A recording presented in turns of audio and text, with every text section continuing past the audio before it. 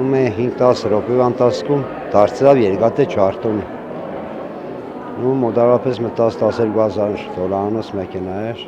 Հունիսի 19-ի խոշոր կարկուտն է ջարդուփշուր արել Զարիշատցի Համլետ Խորիկյանի մեքենան։ Մուշ 2 թաղամասի շենքի բակում է կայանած եղել։ Ավտոմեքենան մի քանի րոպեում դարձել է կարկուտի թիրախ։ Չեն հասցրել ինչ-որ բանով գոնե ծածկել մեքենան։ Կարգտահարված մեքենայի լուսանկարներն ու անհրաժեշտ փաստաթղթերը ձեռքին եկել էր քաղաքապետարան, վնասի փոխհատուցման հույսով դիմում ներկայացնելու։ Առավոտյան արդեն շուրջ 500 մեքենայատեր են դիմել։ Պատպրիզներն է ջարդե, վերխույ, ժեշտը սաղծարել է։ Այսքան կարգուտ էր, հավգտի չափով բան չկարողացանք անենք։ Ասենք կդորներով հաշվեն վերքն առանձին 40,000 մենակ վերք կապոտը թզելն է, 40,000 փճողն է, նույն այդպես ամեն դետալը իր 40,000-ն ունին, 40,000 35,000 դիմաբագին է, 15-20,000 վետրավիգներն է ամբողջ տեսին, պես կոնկրետ չեմ հաշվել, ինչ գանի շուրջ կյանի։ Շաբաթ օրվանից ոչ աշխատանքային օր աշխատանքային ենք դարձրել, դիմումներ ենք վերցրել, այսօր առավոտյան ժամը 9-ից է նորից դիմումներ ենք վերցրել։ Շատ են դիմումները, մեքենաների, տնակների, կտուրների, բնակարանների, կտուրների, բնակարան շենքերի։ Խոսքը շատ է բնակչության։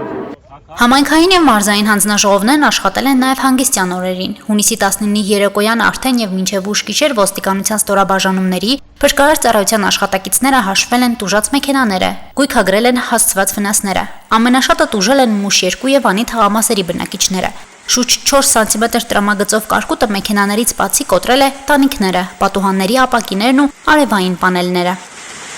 Շաբաթօրը երկու բնակիչ մոտեցան մեզ, որ մեկը գլուխն էր վնասել, դիմել էր բժշկի օգնության, մյուսն էլ դեմքի հատվածում քթի եւ աչքերի արանքում ուներ կարկուտի խփած տարածք։ Մենք մոտավորապես 10 բնակարանի կդուրներ ենք բարձրացրել, մարդիկ ցույց են տվել վնասվածություն աստիճանները, մենք նայել ենք մանրակրկիտ, բավականին լուրջ քանակությամբ շիֆրներ է կոտրվել, ու կան նաեւ ապակիներ կոտրված։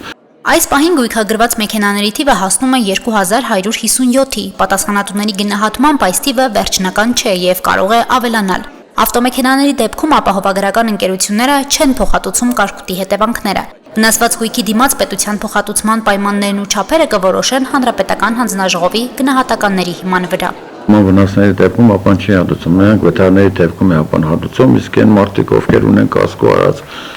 կապավագրության ձև կա, կասկոյի կոչվում չկան, որ ինֆորմացված եմ,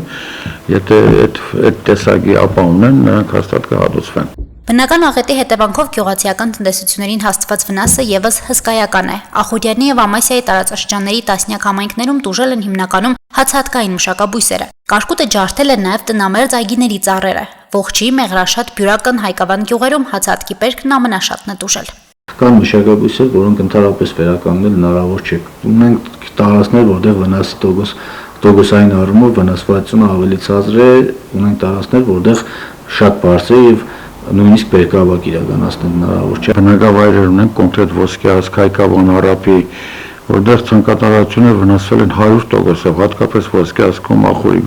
Մարզում գյուղացիական տնտեսությունների հետ կնքված է շուրջ 2800 ապահովագրական պայմանագրեր։ Ընդհանուր մարզում ապահովագրված է մոտ 2750 հեկտար գյուղատնտեսական հողատարածք, որոնց գերակշիռ մասը հացահատկային մշակաբույսերի ցանկատարածքներն են։ Ապահովագրված հողատարածքների սեփականատերերը կստանան իրենց հասանելիք փոխհատուցումները ապահովագրական ընկերություններից գործող պայմանագրերի շրջանակում։ Խնդիրն այլ է այն տնտեսությունների համար, որոնք չեն ապահովագրել իրենց հողերը։ Պետք է հասկանանք, թե որ մասը ուներ գյուղատնտեսական ապահովագրություն, որ մասը ապահովագրված չէր, այսինքն դերևս բավականին ծանր աշխատանք կա արժևում համայնքապետարանների, համայնքային հանձնաժողովի, մարզային հանձնաժողովի կողմից իրականացվելու, որպեսզի կարողանանք պատկերացում ունենալ, թե ինչ ծավալներ կա եւ ըստ այդմ էլ հետագայում ներկայացնել քննարկում։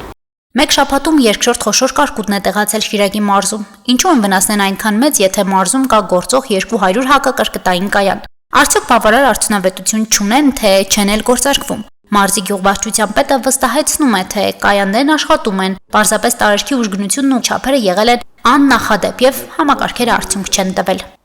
Այդ սուբյեկտիվ կարծիքներն են էլի քաղաքացիների կողմից ինչ որ ժամանակին չի աշխատել։ Կարող է լինել նման դեպք չեն բացառում, բայց հիմնականում աշխատել են։